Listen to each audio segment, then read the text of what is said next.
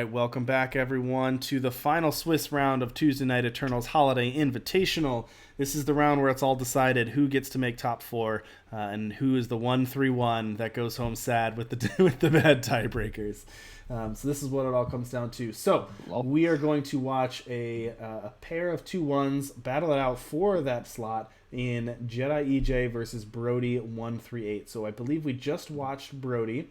And Jedi is on a sweet deck. I believe that Jedi is the only person that brought Yetis to the Expedition format. So pretty bold choice there. Yetis is a mainstay in Throne, but don't see it too much in Expedition. But looks pretty solid here. And he's 2-1. What do you think of bringing Yetis to this format? I think it's secretly the best deck in the format. Wow, bold take. Yeah, I've been playing it quite a bit, and I have a 75 or 80% win rate so far with it, something like that. Wow. And I feel like I've been playing I've been playing okay in some games, but in some games I haven't been playing okay. So I think that 75 to 80% could be actually a little higher. And certainly the original creator of the deck, Cranky, I just played against him right before this broadcast, and he crushed me. And he was on the he was also on Yetis. And you know when Cranky is not on a control deck, okay? If he's not on a control deck, you know that it's the best deck of the game. Like it has to be. It has to be. Because right. He is not an aggro player.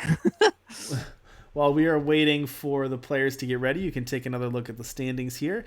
So as we mentioned, the 2-3-0s should both be pretty safe. Even the loser of that should have pretty good tiebreakers here because they'll be playing the other 3-0, so that'll help their tiebreakers quite a bit.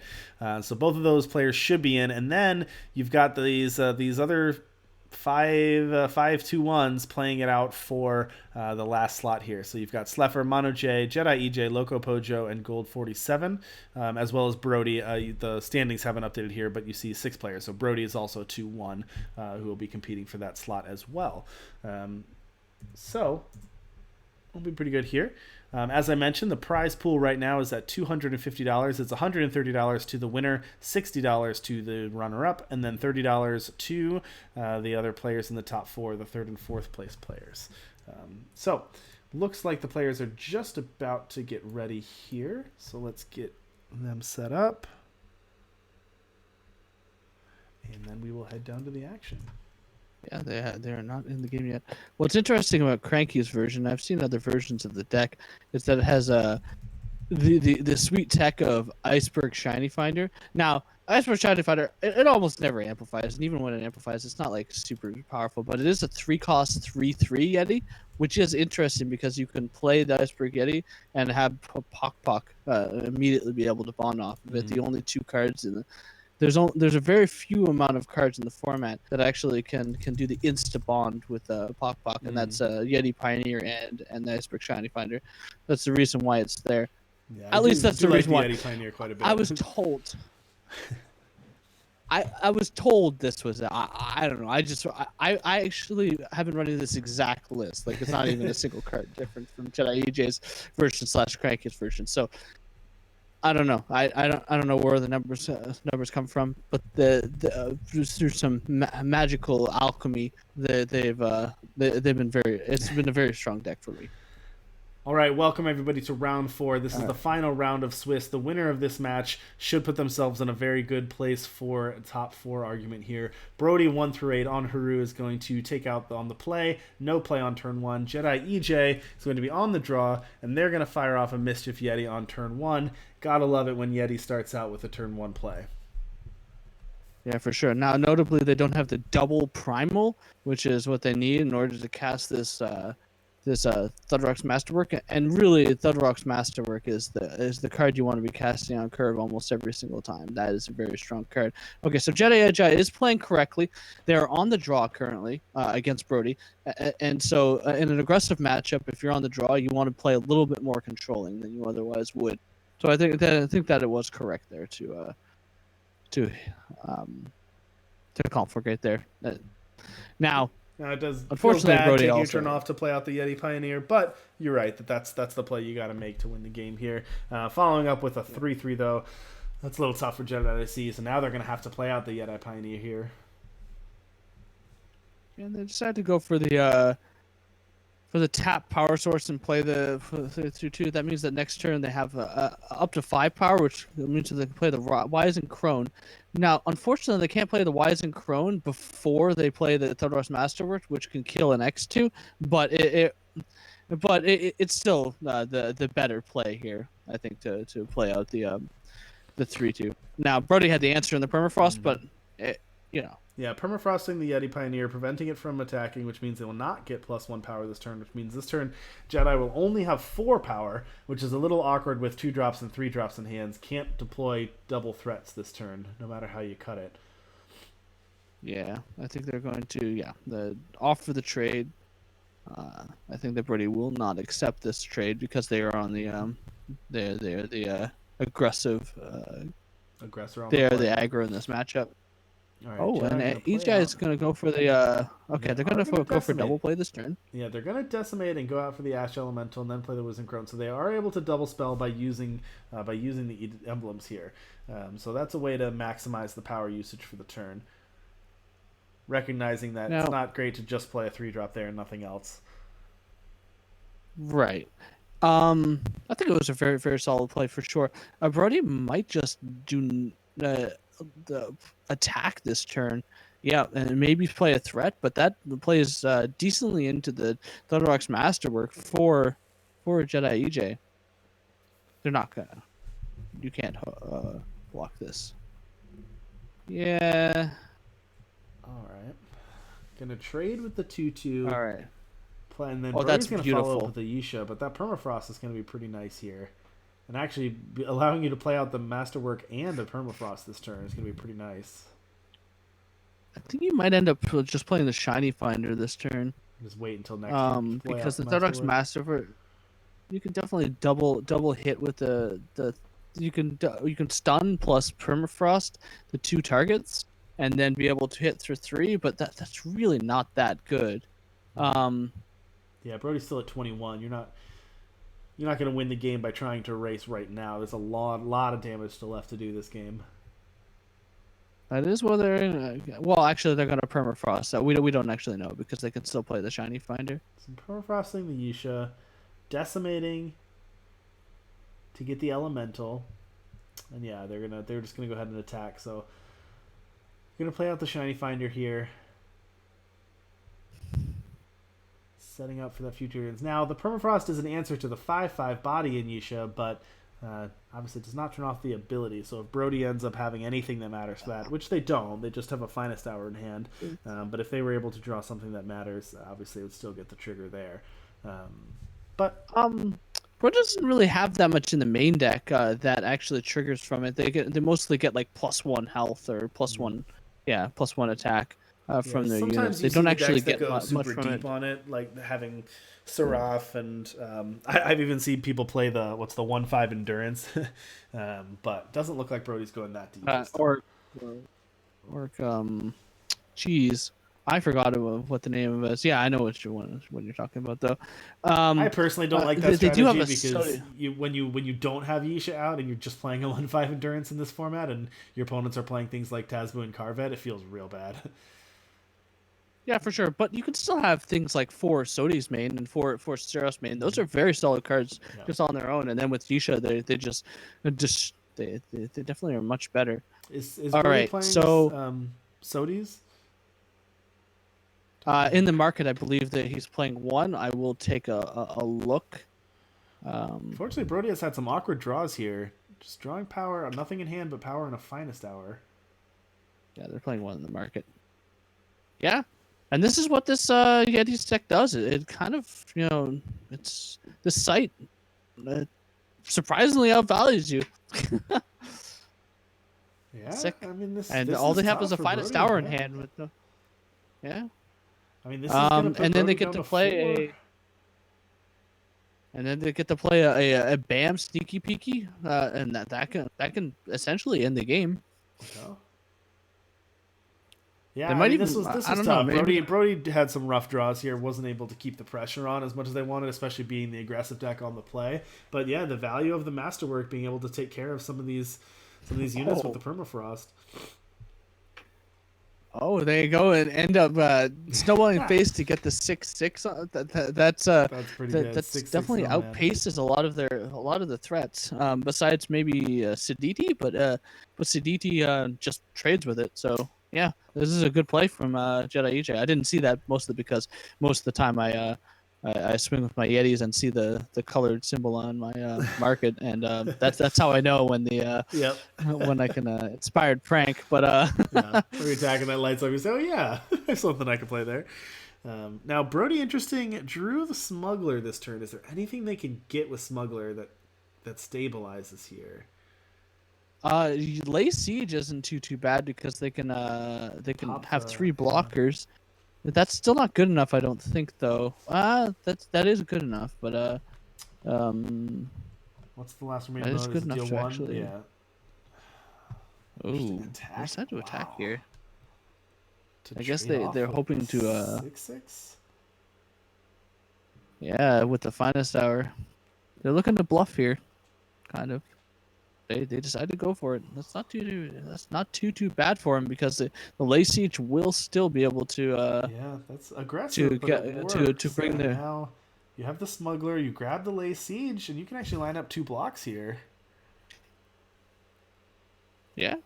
That's Actually, not bad you can from Brody actually for eat sure. both units. I guess it depends on what Jedi targets with the snowball, but you can actually eat both of the units here. Ooh, actually, can you hit the snowball, hit the smuggler, and then chunk and stun the smuggler now? Oh, that doesn't matter either because the Yeah, lay but the lay siege, right? It siege doesn't still matter. brings it. Yeah, brings it back. It's gonna be a blowout here. Yeah. Oh man, what a play! Good play by Brody here. That is rough. Gonna eat both units. Now you've got the chunk. Now, Hmm. and now they can attack the Defiance. You site, draw bringing it 2. in more into line with it. But the thing is that attacking the site leaves them dead to another site. What do they have in hand? Well, I'm not aware. they just drew defiance, so that actually doesn't Ooh, leave them that's dead pretty good. anymore. Interesting, they didn't attack with both with the defiance in hand. You can't let them get the snowman here. Should I? The thud rock here, can you? Oh, that's tough. Okay. All right. So if Jedi AJ pulls a smuggler at some point, they can get the Rune Curl Yeti, which can take out which can bring back one of these Brody units. draws These Varret for turn. You can play out a Varret to block, and you still have the defiance in hand. Oh, snow pelting. That's that was nice. it's not the greatest. I It mean, doesn't. Yeah, I guess it it's an doesn't do alright anything job, but because it's only 2, so it actually doesn't anything. I think they're gonna attack here and oh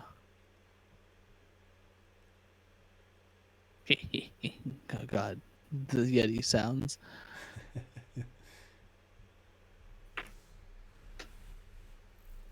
All right. So which do you defiance here? I think you So, have to. You can line up a double block and defiance. Get a well, defiance Thudrock. Double block yeah. there. Yep. Okay. Let's see. The Barrett's only gonna gain a little bit of mastery, so it's fine Yeah. to actually get that out.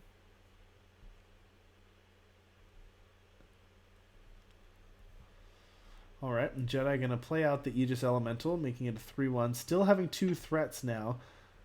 Brody is gonna draw just power for the turn, and that is tough. Just power for the turn. And they can't. And really, actually, they can't revealed attack. the fact that they have a sigil in hand. They That did, was yeah. interesting. I would not have revealed that. I No, would not have especially not. revealed that. Especially That not is if you're 9 power. You don't need that.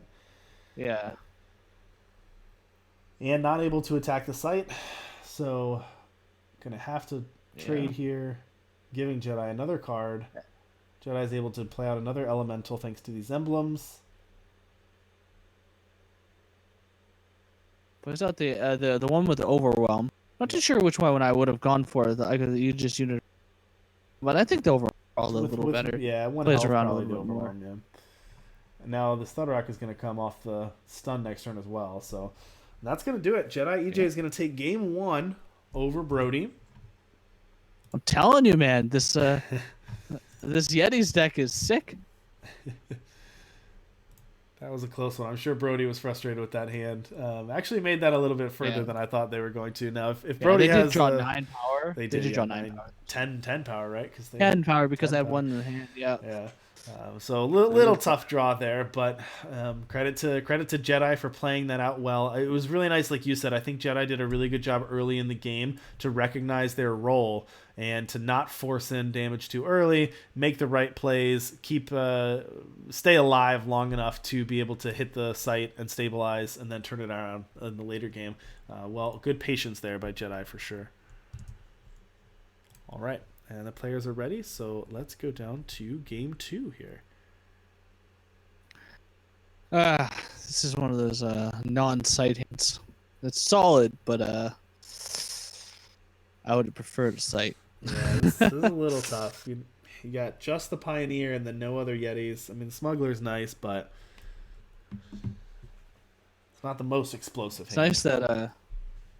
nice that we got the right play draw randomly. Mm.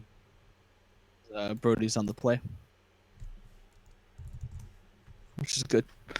So here the Howland can probably go get an Edict of Shavka in this matchup because, of course, all units are going to be hit by it. Besides the Varret, but that's a little ways away. There might be other options to grab it. Then you might even deal enough damage that Mortar is a fairly lethal threat.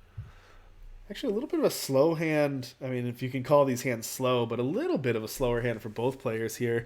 Brody just having the baby Ikaria, which is a good play, but it's not going to pack much of a punch here. And then Jedi similarly not playing out a 1-drop, having the 2 Jedi Pioneers. Drawing the second Jedi Pioneer helps make this hand, puts his hand together a little bit. But, prior to that, only really had the 1 Yeti and the 1 threat here. But we'll see. Okay, that's a little bit better. So now Brody drawing a Varret here.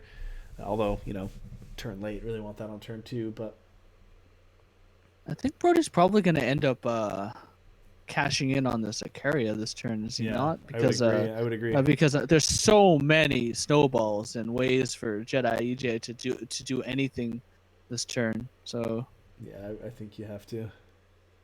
Well, I guess you could argue if that's the case, then keep up Finest Hour, play out Varret, and keep up Finest Hour to protect Ikaria. Okay, it's possible. I could see either way, but with only 1 power in hand, I would want to ramp 2. Interesting. Permafrost. Okay. Not wanting to choosing not to give Jedi the temporary ramp here. Nice draw there of Shiny Finder for Jedi. They've had 3 really good draws. Might still end up opening hand and then drawing Pioneer, Permafrost, and Shiny Finder's pretty nice. They still might end up going for the Yeti Pioneer plus Permafrost line, or Snow Pelting the 1/1 line. Okay, so they go for the Permafrost plus Yeti Pioneer line. That gives them access to 5 power next turn if the Brody can't deal with it or write a blocker. So that means that they can go for an Edict of Shavka to potentially kill anything off of their side of the board.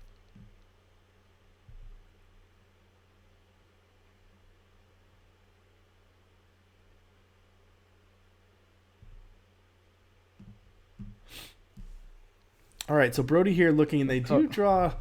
Interesting, they had Huru Pacifier that turn, so that was another tough decision. Do you hit the baby Ikaria to get that land, or do you play out the Huru Pacifier there and get another threat? Gonna go ahead and use the baby Ikaria there to ramp up, make sure that they can hit their power to play out Yisha next turn, or Pacifier plus Finest Hour, or even potentially more, depending if they draw power. Jedi here, like you said, going to go up to 5 power. Going to be able to play the Shiny Finder. Oh, that's even better line. Yeah. It's pretty nice. Amplify to deal 1. You don't see that too often, but that actually works pretty well there. Kill off that Ikaria. Here comes the Hoover Pacifier. No. Plus Finest Hour. Ooh. And so they're able to stun the 3/4 potentially. Pretty good. That's a sick draw. That is a pretty good draw. I think you have to end up stunning this because they're potentially think that there's Finest Hours in their hand. So even these attacks in the 4/3 and the 4/4 aren't really safe They're not safe attacks. Snow pelting's great, I think. Wait, is it? They have a Howling Peak Smuggler, but they already have it. I think that they have to bottom that. They really want power in this They already matchup have so the far. snow pelting. Yeah. I think you want power here. Yeah. Play out the rest of your hand. Does Brody have any Linebreaker shields anywhere in their deck? I don't think they do, so, right? No. I don't believe so. No, not with Hoover Pacifier. They're not playing those together. Oh, right. Yeah. Of course. That would be awkward. It's a little tough that Jedi couldn't use the extra power their last turn off of the Pioneer, but that's okay. Still a strong enough turn anyway. All right, Brody draws. Good draw. They do have another Hoover Pacifier here. They hit that fast power, so now they can play another Pacifier, and they have Perul's Choice or Finest Hour available. The question is that going to be enough? Because Pacifier doesn't actually block anything as is without a pump. Gonna play out the Yisha this turn. Okay. That is a powerful play for this turn. Although they're able to make one of these fly, and it's potentially the 4/3 that can fly. That means that they can't even they don't even have to attack with the 4/4 this turn. Right. Give the reckless one flying, and then. Or they could put it on the Shiny Finder and then use the snow pelting on the Yeti Pioneer. But they go with this one because that gives them extra power. That's able to. Yeah, that's key. You can play out. You have a lot of different options. Here. You can play out the 2/2/2s. You can also play out the Smuggler and the Mischief Yeti if you want. Okay, they decided to go for the Smuggler line, putting back potentially the Ice Elemental. For what do they want here? Keep in mind that they also could have played an Inspired Prank, but the Inspired Prank would have only been 3/3. So I think they're going to go for an Edict of Shavka. Yeah. Yeah. And then they're putting back. I can't remember what it was. They put I can look at it. The Yeti Pioneer. Okay. And then play out the Mischief Yeti. And yeah, that Edict is good next turn. All right. Now so this Hoover Pacifier can attack the site down. Site's going to go down here. Nothing that Jedi can do to stop that from happening.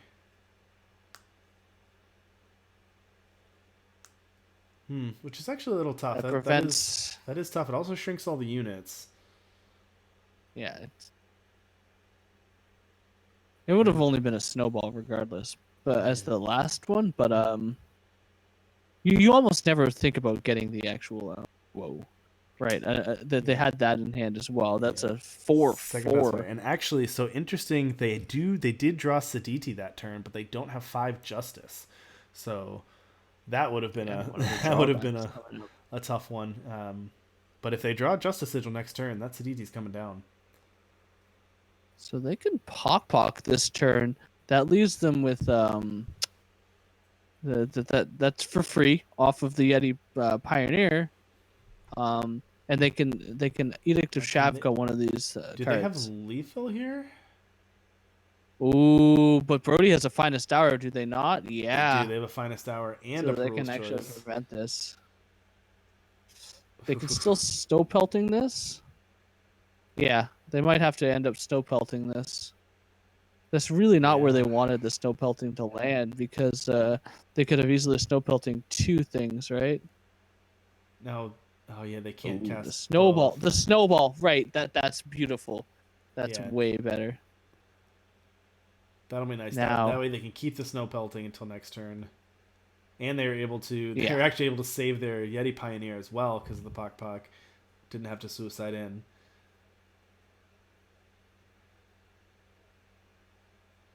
Yeah, and they end up passing. It's good. Now Brody top decks a Justice Sigil. That's not, but pretty nice for them. Did not hit the Justice Sigil, so they can't place the DG this turn. But they did pull out a Smuggler. So what else can Brody get from? Edict doesn't really help. I guess you could silence, but that doesn't really help. The Lay Siege, still pretty good. Lay Siege is still pretty good. Sodi isn't bad. Yeah. They end up still attacking with the 3/4. Actually, Lay Siege is really good. If you attacked, it didn't attack with the 4/4 though. You could have attacked with both played out the Smuggler and the Lay Siege. Yeah, actually, that would have been way better because it doesn't matter that it readies the units. Right. They But are then going to get the again, Lay Siege. well, I mean, they're actually going to toss the Siditi yeah. away to get the Lay Siege, holding on to the Perul's Choice in hand as well. So now they have two power plays. They have Perul's Choice and Lay Siege here. They drew Pok Pok, which is another. They can Pok Pok off of any of these 3 attack units free, and still be able to play 2 threats, or be able to play a removal and a threat. And they have another 2 damage snowball off of that.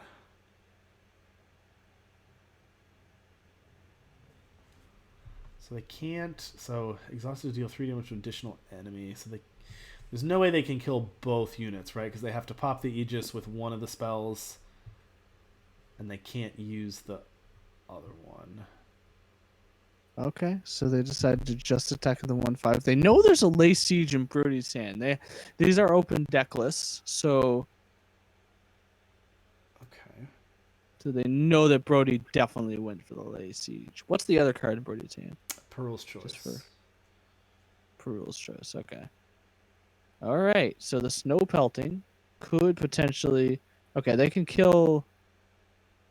this is unfortunate, because I think the Snow Pelting does come down this turn, but I think they're just going to play an Ice Elemental on balance, right?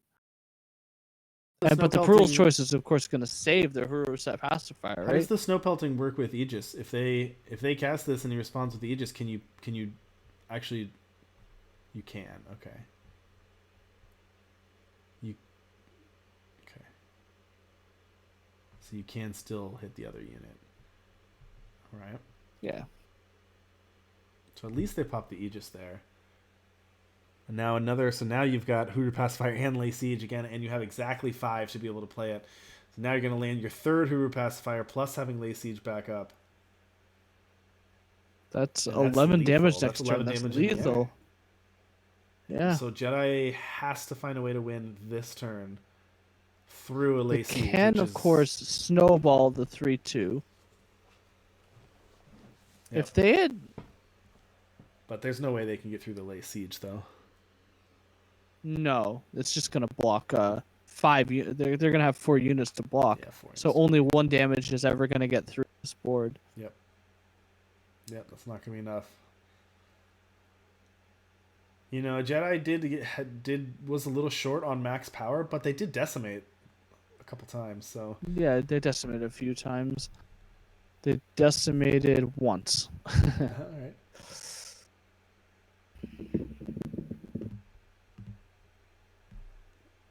Yeah. Like you said, they gotta know you had the Lay Siege, but gotta attack anyway, and that'll be game. I mean, you're dead in the air. They're just making sure that Brody is still alive. All right, welcome back to the booth. So that is 1-1. So we're going to go into game 3 here. We're going to let the players get ready here. But this is the crucial game 3. The loser of this match is out of the tournament. The winner of this match has a very good shot into making it top 4. So there's a lot on the line here. And we have some results in. So Keith Peleg took it 2-1 over Captain Teambro, meaning Keith Peleg is going to go 4-0 on the night. Congratulations, Keith Peleg. Yeah, I'm sure Captain Teambro is still in the money, or yeah, I believe they are. They should have really good tiebreakers, so I believe they're going to be pretty high up there. Looks like Sleffer took a match over Mono J. That means that Sleffer is likely in. Yeah, Sleffer is very likely in there. Yep. Alrighty. And that means that Mono J is out of the tournament. Yeah, Mono and J then we still have Loco Pojo on our current match still going on. Loco Pojo versus Gold 47 in our current match. Yeah, Loco Pojo Gold 47. That's 2 great players as well. Oh, and that one's going to game 3 as well. In addition to our match, that one's also 1-1. All right, Jedi EJ going to be on the play here.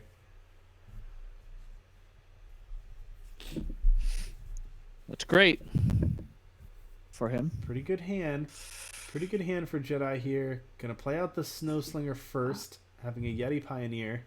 You like playing that out before the Yeti Pioneer? I do not, for various reasons. Yeti Pioneer, allows you to get the Bam Sneaky Peeky out next turn, and be able to it also is able to attack through Varret.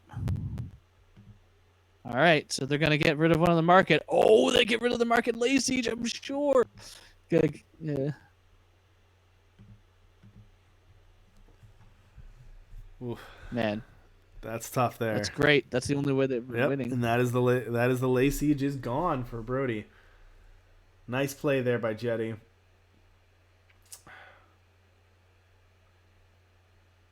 All right. Brody gonna go to the market, but don't have the Lay Siege, so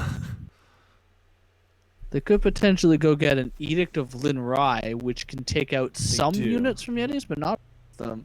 Not all of them. Or maybe the Sodi is going to come out. Nope, you got the Edict, as you called. Now, they do have a Siditi in hand for 2 turns from now, but if they're even in a position to deploy that.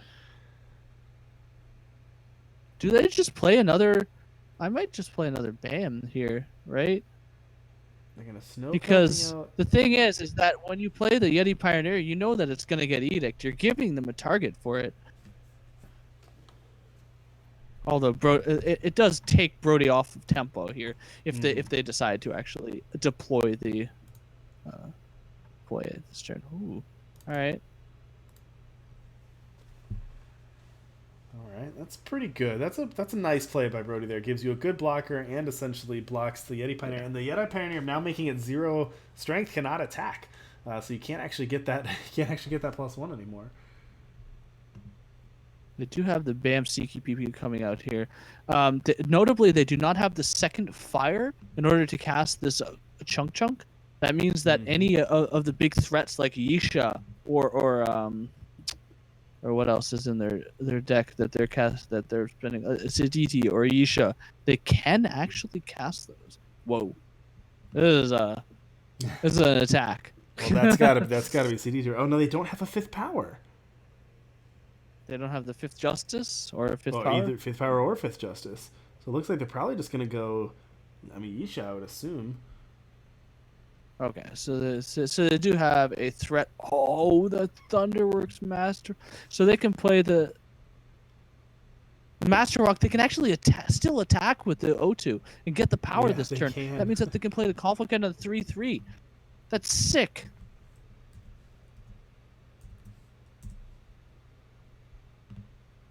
Are they going to end up doing that? Do they see the line? No! All right.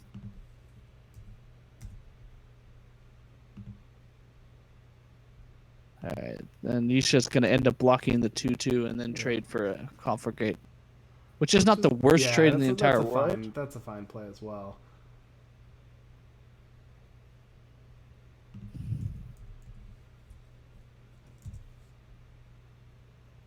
Jedi looking in pretty good position here. They did draw the 5th. They did draw the 5th Justice, attacking with the 3/3. Siditi coming down. And that's going to be tough for Jedi to deal with here. Now they have the Masterwork, and they have Chunk if they draw the fire, so they have ways to deal with it. But now, so now they're going to have to deal with they it. End up. They can still make the same play this turn, which is pretty amazing. They can stun this attack. They can actually keep that on top because it gives you the second fire for the chunk. That basically is no. Play attack with everybody. Thank you. Sorry. Oh, you're giving me a heart attack, Jedi.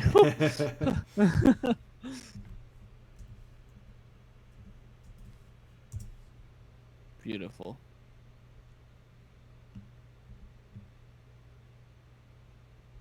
Well, this is what the Yeti's deck does. It's pretty amazing, especially when it draws the Yeti Masterwork. Obviously, it doesn't draw that card every single game, but I've drawn it most of my games, so shrug. That's pretty good, and that's going to put Jedi in a pretty good position. Unfortunately, Siditi just not strong enough against the aggro start from the Yetis here. The Masterwork overwhelms the Siditi here. Yeah, I'm not too sure what Brody can even do in this situation. They have no more Lay Siege out of their market, which is the usual way to deal with these kinds of situations, and They can't even attack this Thunderrock's Masterwork because it gives another. Okay, so they're going to end up edicting away that, which is the only target you could have. They decide to play the which can go get. Do they have any one cost things in there? They do not. Oh, they decide to go for the They Yeti have the spy. Yeti spy from the BAM. That's great. Yeah, but it just gives them a target for the. That's great though, getting the getting the Yeti spy for good measure. And this is more than enough for Jedi EJ. Congratulations, Jedi EJ. Well played to go to 3-1 here. I'm telling you, I think the Yeti's deck is busted. Well, pretty good there. Showed that was pretty good for Jedi, showing off the power of the Yetis there, and that's a good. It's gonna be very likely to get Jedi in the top 4 here. So they're gonna report, and we're gonna take a look at this because this is gonna be close. I think if I had to guess, I think Gold 47, who I think had the worst tiebreakers before that round, they did end up winning. They beat Loco Pojo, but. My guess would be that I think Gold 47 is probably the one who's going to get the short tiebreaker there, but we will see in just a second as soon as these matches are reported. Oh, that would be unfortunate. I love Gold 47's deck. Yeah, one of our players to watch tonight. You know what? It's unfortunate for any of our players to be out. Absolutely. All right, so Jedi EJ manages to sneak in. Jedi EJ does make it. We will pull up the standings here right now. So give a second for this to load. All right, your top 4 is, congratulations, Keith Peleg, Captain Teambro, Sleffer, and Jedi EJ sneaking into that 4th slot and knocking 2-time champion Gold 47 out. That has got to be tough. But congratulations to everyone for playing so well tonight. Somebody's got to do it. Unfortunately, I wish everybody could make it, but that's why you cut to top 4, is that, somebody's got you can only have that many players. So we will have our top 4 here, as you can see there. Let's see, how close were the tiebreakers here? It looks like Gold 47, they weren't that close, 54 to 47. So that was pretty decided there. So well played by those top 4 players. So here's how this is going to work. So we're going to cut to top 4. We're going to have 1 versus 4, Keith Peleg versus Jedi EJ, and then we're going to have number 2 versus number 3, Captain Teambro versus Sleffer. Sleffer, actually the last remaining member of our featured pairings, and our featured players tonight. And what did we say in the beginning? We said that Sleffer was the one who was probably the least known of the 3, but made the semifinals of the first tournament they played, made the final, won the second tournament they played, and this being the third one, and making it to the top 4 again. So great job by Sleffer to get there. But now we're going to switch away from Expedition, and that's one of the fun things about this event tonight, is we're going to switch away from Expedition, and we're actually going to go into Throne here. So we're going to take a quick break so I can get everything paired and get these deck lists together, but we're going to go take a look at these deck lists. It looks like we might see some control here. We've got Fire, Shadow, Justice, Control for Keith Peleg versus Huru Tempo for Jedi EJ. And then we are going to have FJS as well for Captain Teambro. So both Keith Peleg and Captain Teambro are going to be on FJS. Jedi on Huru. And I'm not sure what Sleffer is on yet. And Sleffer will be on...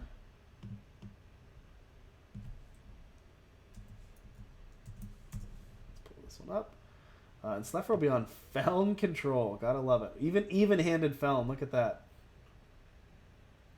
I thought the days of even-handed Golem with Haunting Scream were over, but but I do love seeing Baby Vara again. That'll be fun. Oh, and Sleffer coming up to the name. If you remember the player profiles we did, favorite card being Vara Sanctum, running 4 of Vara Sanctum in their throne deck. So, he's running the Tamariz combo.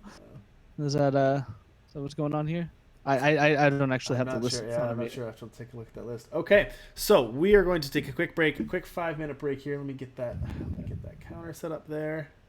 So we're going to come back at 5 minutes here, and then in 5 minutes we will be back with the semifinals, and we're going to be watching Keith Peleg versus Jedi EJ, the 1 versus the 4. All right, 1 second.